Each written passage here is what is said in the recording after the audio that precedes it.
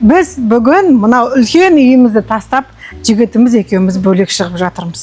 Өзіміз үй, өзіміз жай болып, заттарымызды бөлек мына жаққа алып шығып жатырмыз. Бұл өзіміздің алғаш тұрған үйіміз.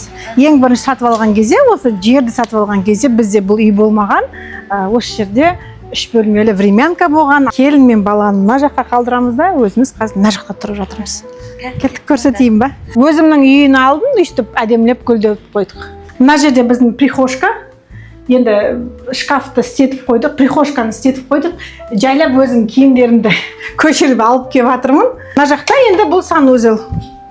Мына жақ біздің спальнямыз. ТВ зонамыз, телевизорымыз бар, кондиционеріміз бар. Ремонттан кейін сразу кілем барлығын жаңадан алып қойып қойдық. Жігітіміз екеуміз өзіміз тұрамыз деп. Бірақ негізі екеуміз тұрамыз деп ойлағанбыз, сөйтсек, мынау қызда, мынау балада бізбен бірге тұратын болып шешіп жатыр ғой. Мен апаммен бірге тұрамын. Міне. Бұл біздің кухнямыз. Осы жерде өзіміз ерте тұрып, шай тамағымызды ішіп, тыныш жұмысымызға кете береміз. Келін тамақ істесе, ана жаққа бізді тамаққа шақырады. Егер кейде мен шабытым оянып кетсе, мен тамақ жасап, оларды бұл жаққа тамаққа шақырамын. Бірақ тамақты бірге ішеміз, әрине бірге жүреміз ғой. Міне осылай біз өзіміздің есіктің алдына бөлек шығып алдық. Ода тұрған ештеңе жоқ деп ойлаймын. Ал сіздер қалай ойлайсыздар? Бұндай дұрыс па, дұрыс емес па?